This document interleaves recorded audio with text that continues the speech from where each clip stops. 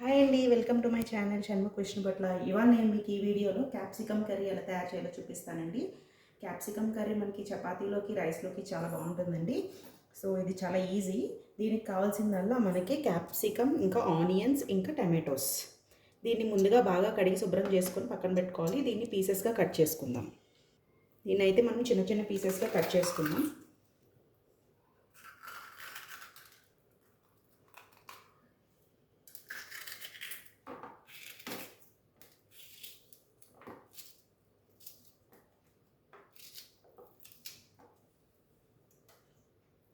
Cut చేయడం అయితే అయిపోయిందండి.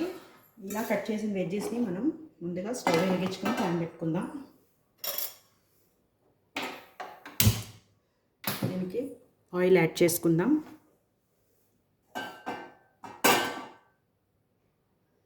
ఇంకెక్కువ ఆయిల్ అక్కర్లేదండి, కొంచెం ఆయిల్ సరిపోతుంది. ఆయిల్ హీట్ అయిందండి. ఇప్పుడు దీంట్లో మనం కొంచెం ఆవాలు, కొంచెం జీరా యాడ్ చేసుకుందాం. వీటిని బాగా ఫ్రై చేసుకుందాం. ఇలా ఫ్రై చేసుకున్న వాటిలో మనం ముందుగా ఆనియన్స్ని యాడ్ చేసుకుందాం. ఆనియన్స్ పచ్చివాసన పోయేంత వరకు ఫ్రై చేసుకోవాలండి.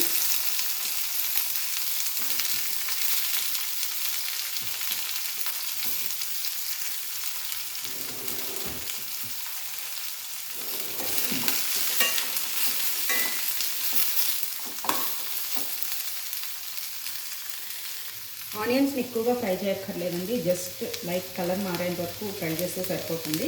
ఇది ఫ్రై అయ్యాక మనం ఇంకా క్యాప్సికమ్, ఇంకా టమాటో యాడ్ చేసుకోవచ్చు. ఆనియన్స్ అయితే కలర్ చేంజ్ అయినాయండి. ఇప్పుడు మనం దీంట్లో ముందుగా కట్ చేసి ఉంచుకున్న టమాటోస్, ఇంకా క్యాప్సికమ్ యాడ్ చేసుకుందాం.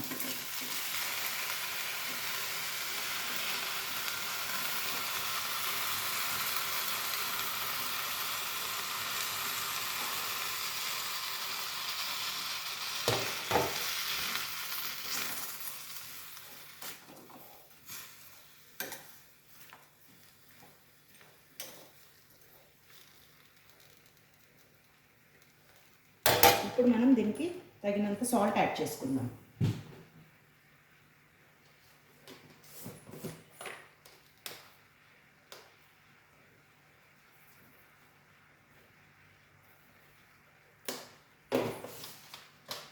ఒకసారి బాగా కలుపుకుందాం.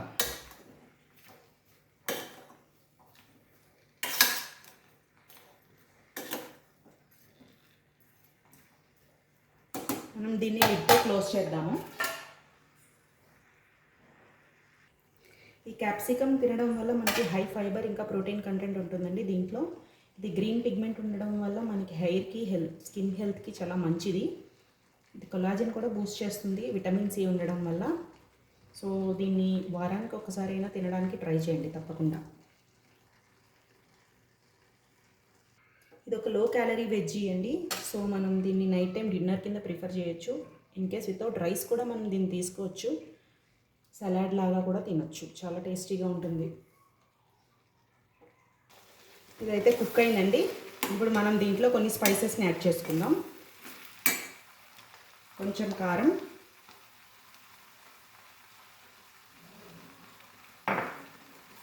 కొంచెం ధనియా పౌడర్,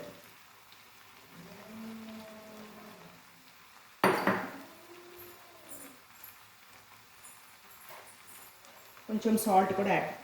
సాల్ట్ ఇందాక యాడ్ చేసుకున్నాం కదా, ఇంకొంచెం కావాలంటే యాడ్ చేసుకోవచ్చు. కొంచెం టర్మరిక్ పౌడర్. ఒకసారి కలుపుదాం.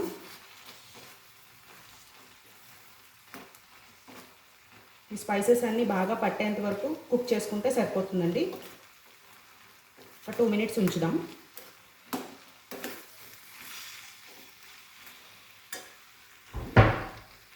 ఓకే అండి, కర్రీ అయితే రెడీ అయిపోయింది. ఇప్పుడు మనం దీన్ని సర్వింగ్ బౌల్లో తీసుకుందాం.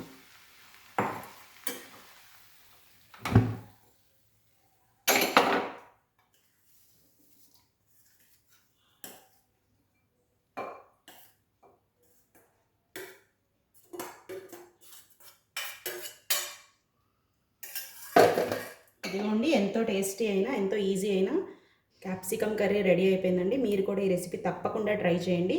చాలా టేస్టీ ఉంటుంది. మీకు కనుక ఈ రెసిపీ నచ్చినట్లయితే నా ఛానల్కి సబ్స్క్రైబ్ చేయండి, లైక్ చేయండి, షేర్ చేయండి. Thank you for watching.